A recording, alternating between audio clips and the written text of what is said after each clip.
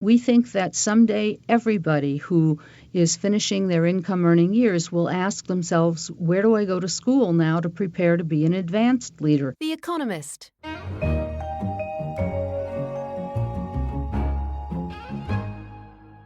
In London, this is The Economist. As people live longer and their retirement years become stretched, many retirees are looking at how they can use the experience gained in their working life for social good. Rosabeth Moss-Kanter, a Harvard Business School professor and former editor of the Harvard Business Review, has set up a programme for retired CEOs, cabinet ministers, financiers and the like to teach them how to use their leadership skills and their newfound spare time to tackle messy societal problems. I began by asking her what drives successful people to turn their focus away from their careers and onto more altruistic pursuits. These days, with the demographic revolution and people having 20 to 30 years of productive activities after they finish their primary income-earning careers, there are many people who decide that that's the time when they will give back, make a difference, not worry about the paycheck as much as the impact, and some of them want to return to causes and concerns they had when they were much younger. In fact, at the Harvard Advanced Leadership Fellowship Program, we have a fellow who had been in the Peace Corps in Africa in the 1970s, and now that he's finished his career as a very successful lawyer and public official, he has a project focused on bringing affordable, renewable, alternative energy to the place he served in the Peace Corps and maybe all of Africa. These are successful people. Is it purely a case of altruism, or is it also for them maybe about maintaining a personal legacy? Altruism may not be exactly the word because it sounds like being totally selfless. Clearly, people's identity are at stake. They want to do something meaningful and productive, and they may have had those interests all along, by the way. We don't assume that people are making a sudden leap. They may be on boards, they may have causes they contribute to, and now they have the time to do it in a significant and meaningful way and have that be their legacy project. Sometimes that's as meaningful or more meaningful to them than their accomplishments in their income-earning careers. These people, what are the really transferable skills that they can bring from their working lives? It's been very exciting to us at Harvard to see that the fellows bring a great deal as well as getting a great deal from spending time, almost a year, preparing to move from business careers, the law, physicians, any profession into saving society or addressing causes. They bring pattern recognition. They're able to absorb a great deal of information quickly.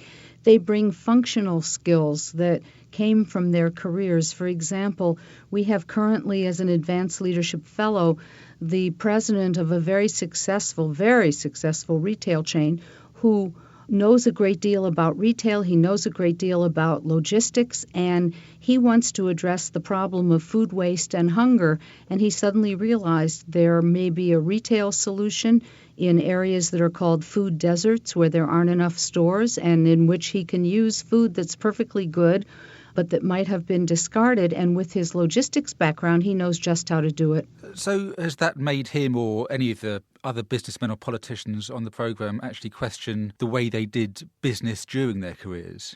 Some of them have questioned assumptions they had made earlier in their career. For example, we have had the chairman of IBM Europe, Middle East, and Africa, former chairman, and after he was about 6 or 8 months into the program, when asked, would you have done anything differently in all of your years at IBM, he said he would have focused more attention on Africa. He would have focused more investment in Africa. He would have argued for it because he now understands what some of the barriers are and how they could be overcome. That seemed to me a very significant kind of learning. These are people with plenty of skills that they can bring to this programme, but obviously you're tempting them back into the classroom because you believe you also have something to teach them. Which are the skills you think they're perhaps most lacking? I think that advanced leadership is an art, and it's different from great leadership. You can be a great leader in one organization or at the top of your profession, but to be an advanced leader, you have to work in messy areas where you're not necessarily in charge, where there are activated stakeholders and constituents. Of course, that does sound like a little like government, but where the community has a big voice and a big role to play. And there have been fellows who have realized that the style that had been effective when they were in a hierarchy and where they were clearly in charge is no longer effective if they want to operate out in the community and make a difference, whether it's in another country or it's in their own home community. So you talk about the biggest adjustment that some of these leaders have to make is how to lead without formal responsibility, which is to do with cajoling people into doing the best thing, like you say, rather than ordering them what to do. Yes, one of the most interesting ideas that we give to the fellows right at the beginning when we introduce them to Harvard is a case study about a variety of famous people who have gone through transitions from formal positions to trying to operate with influence but without the same kind of hierarchical role. They actually have considerable assets. They have what we call the 3 C's. They have capabilities, connections, and cash, or we say cachet.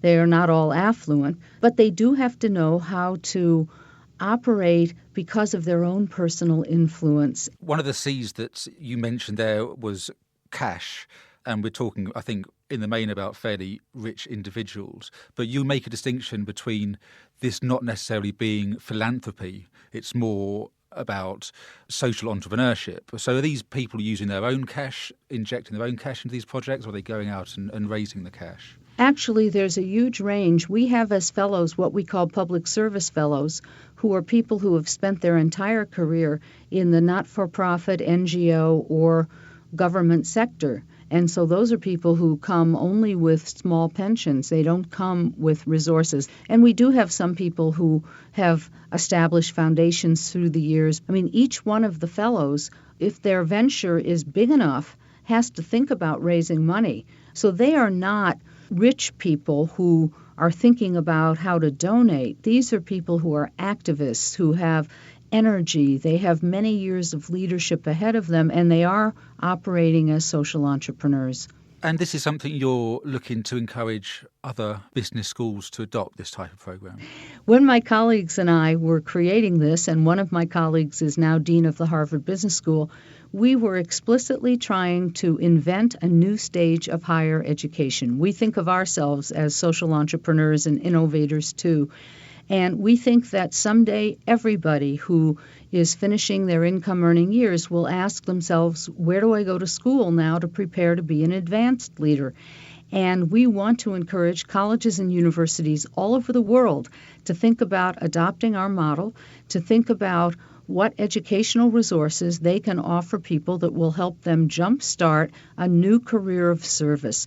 We think that that will revitalize higher education, put in a lot of energy, because we think the dialogues that we can see between people with 25 years of leadership experience and people who are 25 years old, those are incredible dialogues across the generations, good for the university.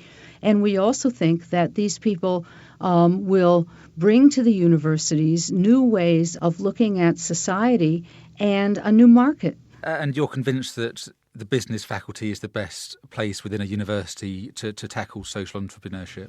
I'm not convinced that a business faculty is necessarily the place to start, although social entrepreneurship has been springing up in business schools. In fact, our initiative at Harvard is a collaboration across the main professional schools, because people who come from business or law or even government are wanting to learn more about education and health. So we're a model in another way. We're a model of the kind of interdisciplinary collaboration that's necessary to fix the problems of society, which don't belong to any one profession.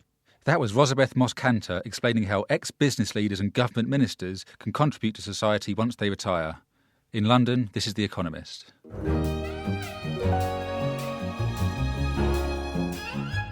The Economist.